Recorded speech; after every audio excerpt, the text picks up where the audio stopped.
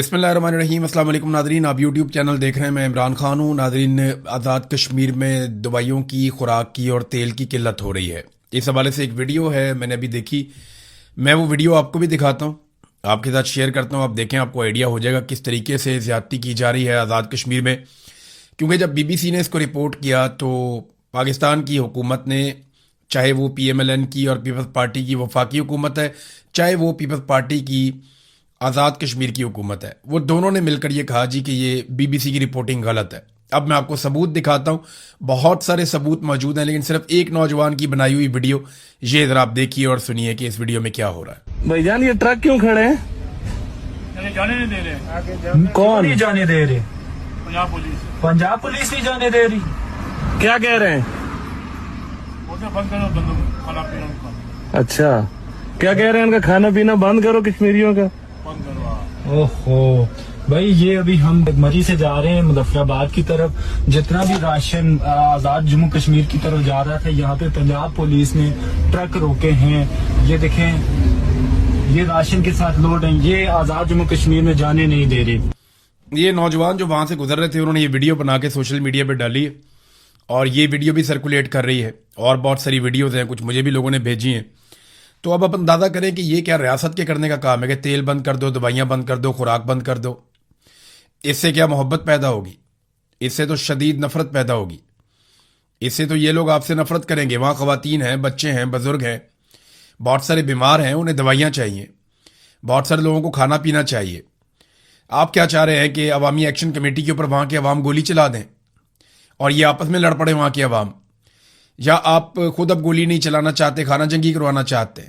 یعنی خوراک کی قلت تو غزہ میں پیدا کی جاتی ہے، یہ چیزیں تو مقبوضہ کشمیر میں بھی ہم نے نہیں سنی کہ وہاں پہ خوراک ہی بند کر دی لوگوں کی۔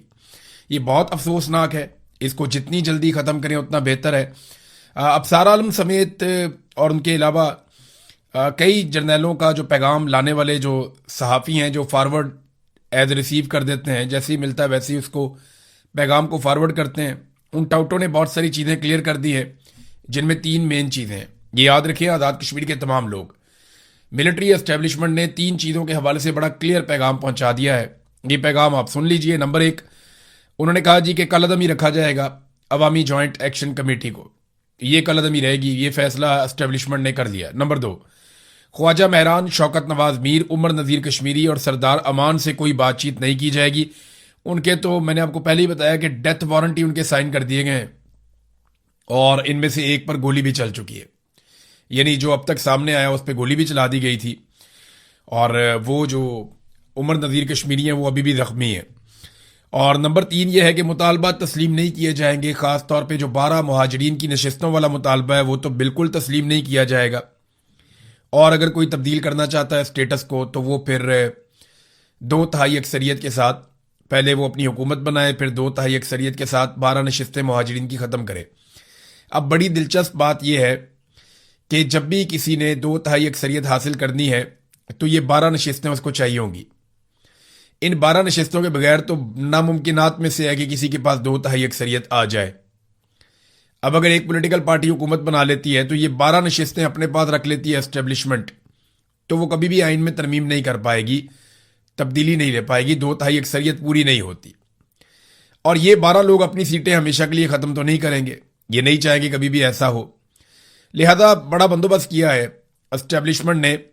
لیکن اگر ساری جماعتیں مل کر اسٹیبلشمنٹ سے جان چھڑانا چاہیں، کوئی ایسا وقت آ جائے پاکستان میں تو شاید ہو جائے، ورنہ آزاد کشمیر کے اوپر کنٹرول بڑا مضبوط ہے۔ لیکن دوسری طرف آزاد کشمیر کے جو لوگ ہیں وہ بھی پیچھے ہٹنے کے لیے بالکل تیار نہیں ہیں، یعنی لوگ ابھی بھی بہت بڑی تعداد میں دھرنوں میں موجود ہیں، احتجاج میں موجود ہیں، اور انہوں نے کال دی تھی، وہ بڑھنے والے تھے مظفر آباد کی جانب، لیکن فضل الرحمان صاحب نے کہا کہ میں ثالثی کرواتا ہوں، آپ یہ احتجاج مؤخر کر دیں، تو انہوں نے فضل الرحمان صاحب کی درخواست کے اوپر اپنا احتجاج مؤخر کر دیا۔ لیکن بار بار وہ اپنے جلسے جلوسوں میں کہہ رہے ہیں کہ ہم کسی وقت بھی آگے بڑھنے کا اعلان کر سکتے ہیں، ہم مذاکرات کے لیے لچک دکھا رہے ہیں، ہمارے مطالبات تسلیم کیے جائیں، ورنہ ہم آگے بڑھ سکتے ہیں اور دوبارہ سے احتجاج شروع کر سکتے ہیں۔ اب جب یہ آگے بڑھیں گے تو ان کو روکنے کی کوشش کی جائے گی، وہیں پہ تصادم ہوگا، اور جب تصادم ہوگا تو دونوں طرف کا نقصان ہوگا، کیونکہ آزاد کشمیر کی ٹرین ایسی ہے، وہ لوگ ایسے ہیں کہ وہ مزاحمت کرتے ہیں، اور مزاحمت کے اندر پھر نقصان ہوتا ہے۔ تو اس سے اگر بچنا ہے تو آسان طریقہ یہ ہے کہ سمجھدار لوگوں کو آزاد کشمیر کے لوگوں کے ساتھ بٹھایا جائے جن کا مذاکرات میں تجربہ ہے, جن کو سمجھ ہے, اور معاملے کا کوئی حل نکالنے کی کوشش کی جائے. شوکت نواز میر نے ایک سٹیٹمنٹ جاری کیا. اس سٹیٹمنٹ میں آپ کے سامنے رکھ دیتا ہوں. میں آپ کے ساتھ ہوں, نہ میں گرفتار ہوا اور نہ ہی میں نے میدان چھوڑا ہے. حالات اور حکمت عملی کا تقاضا ہے کہ کچھ عرصہ آپ لوگوں سے دور رہوں, مگر میرا دل, میری سوچ اور میری جد و جہد آج بھی آپ کے ساتھ ہے. یاد رکھیں, ہر مسئلے کا حل لڑائی نہیں ہوتا. بعض اوقات صبر, حکمت اور درست وقت کا انتظار بھی جد و جہد کا حصہ ہوتا ہے.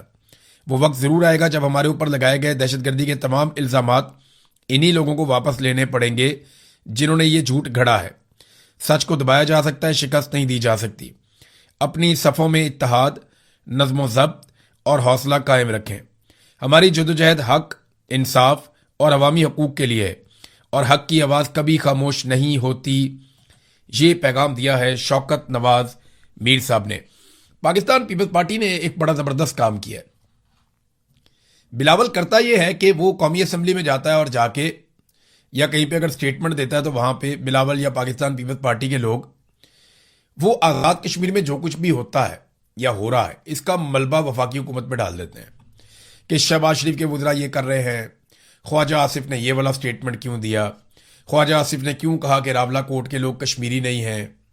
بھی خواجہ آصف کا جرم تو اتنا سا ہے, وہاں تو گولیاں بھی چل رہی ہیں, بندے بھی مارے جا رہے ہیں, وہاں تو انسانوں کے سروں کی قیمتیں بھی رکھ دی گئیں. وہاں کی جو عوام کی ایک مقبول جماعت ہے جوائنٹ عوامی ایکشن کمیٹی, اس کے اوپر پابندی بھی لگا دی گئی, اسے ایک العدم قرار دے دیا گیا. یہ سارا کچھ کون کر رہا ہے؟ یہ پاکستان پیپلز پارٹی کی آزاد کشمیر کی حکومت کر رہی ہے. فیصل راٹھور اس حکومت کا وزیر اعظم ہے. تو بلاول بڑی چالاکی کے ساتھ نہ یہ ثابت کرنے کی کوشش کرتا ہے کہ وہ تو اپوزیشن ہے, اور یہ جو کچھ بھی آزاد کشمیر میں ہو رہا ہے اس کے لیے ذمہ دار بلاول ٹھہرا دیتا ہے بڑے آرام سے شہباز شریف اور اس کی حکومت کو. لیکن اصل میں اس کے لیے جو بڑا ذمہ دار ہے وہ بلاول خود ہے, کیونکہ بلاول پیپلز پارٹی ہے, اور پیپلز پارٹی کی آزاد کشمیر میں اس وقت جعلی حکومت ہے, اور وہ وہاں جال سازی کے ساتھ وہ تمام اقدامات کر رہے ہیں, چاہے وہ ان کے رہنماؤں کے سروں کے اوپر انعامات رکھنا ہو, چاہے اس جماعت کو کالعدم قرار دینا ہو, چاہے فورسز کو دعوت دے کر آزاد کشمیر میں بلانا ہو, چاہے بار بار کریک ڈاؤن کرنا ہو, گولی چلانی ہو. ان تمام فیصلوں کے پیچھے جو ایک فورس کھڑی ہے وہ پاکستان پیپلز پارٹی ہے. لہذا بھی اس فیکٹر کو نظر انداز نہیں کر سکتے. ناظرین, ایک نیا چورن پاکستان میں بیچنے کی کوشش کی جا رہی ہے. آنے والے دنوں میں بڑی شد اور مد کے ساتھ یہ چورن بیچا جائے گا. ایک تو یہ ثابت کرنے کی کچھ ٹاؤٹس کوشش کر رہے ہیں کہ عاصم منیر بہت جمہوری ہے, یعنی عاصم منیر شہباز شریف کو سپیس دیتے ہیں, وہ بہت جمہوری ہے. تو ایسا بالکل نہیں ہے. عاصم منیر جہاں موقع ملتا ہے وہ وہاں گھس جاتے ہیں. وہ بالکل جمہوری سوچ ان کی نہیں ہے. وہ اپنے حلف کی خلاف ورزی کرتے ہیں.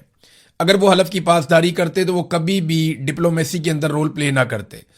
حلف کی پاسداری کرتے تو پورا الیکشن چوری نہ کرتے. حلف کی پاسداری کرتے تو سیاسی معاملات میں مداخلت نہ کرتے, ایکسٹینشن اور استثناء جیسی خرافات کے اندر نہ پڑتے.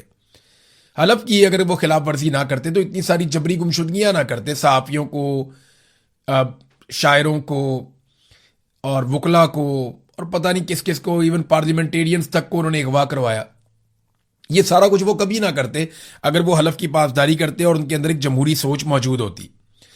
تو ایک تو نیا چورن یہ ہے کہ جناب وہ بہت جمہوری ہیں. دوسرا ایک نیا چورن جو ہے وہ بیچا جا رہا ہے کہ اسرائیل کہیں عاصم منیر صاحب کو قتل کرنا چاہتا ہے. یعنی یہ اب خبریں چلنا شروع ہو گئی ہیں, ہلکی ہلکی اس کے اوپر لوگوں نے بات چیت شروع کر دی ہے.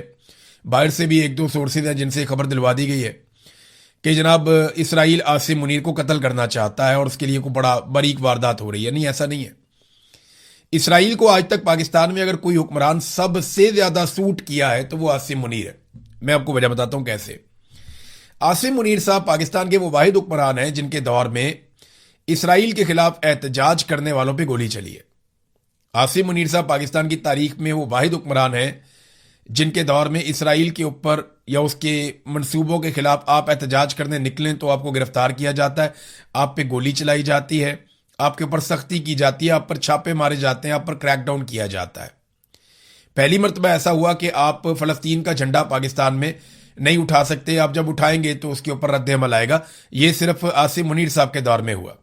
آپ فلسطینیوں کے حق میں اگر نکلنا چاہیں تو آپ کو کچل دیا جائے گا. یہ صرف عاصم منیر صاحب کے دور میں ہوا.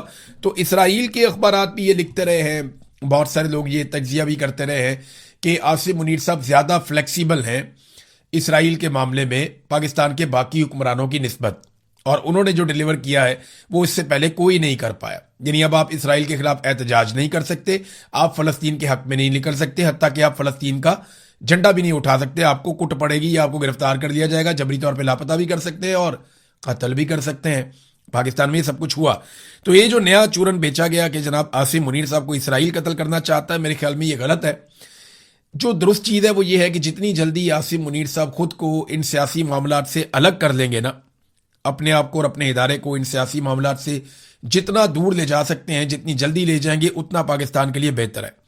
ورنہ یہ کام ہونا تو ضرور ہے، آج نہیں تو کل ہو جائے گا، لیکن اس میں نقصان کافی زیادہ ہو جائے گا.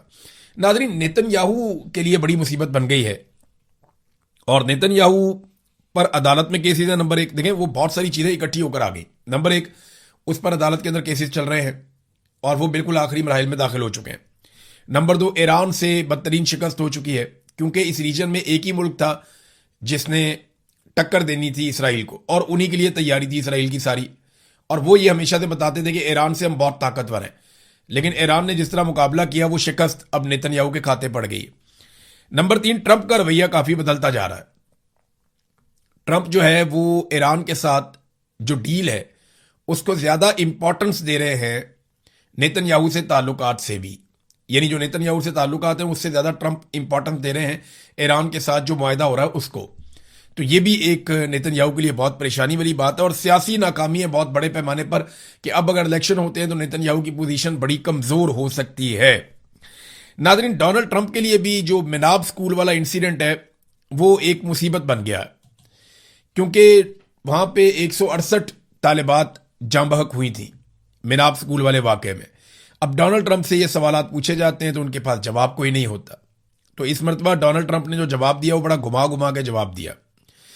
اس نے ہر طرح سے بچنے کی کوشش کی. جناب، میں نہیں جانتا کون ذمہ دار ہے، اس کا تو تعین ہونا باقی ہے، میں نے بھی رپورٹ دیکھی نہیں ہے. ہوا میں بہت سارے میزائل تھے، سب لوگ میزائل چلا رہے تھے، پتہ نہیں کس کا میزائل جا کر لگ گیا.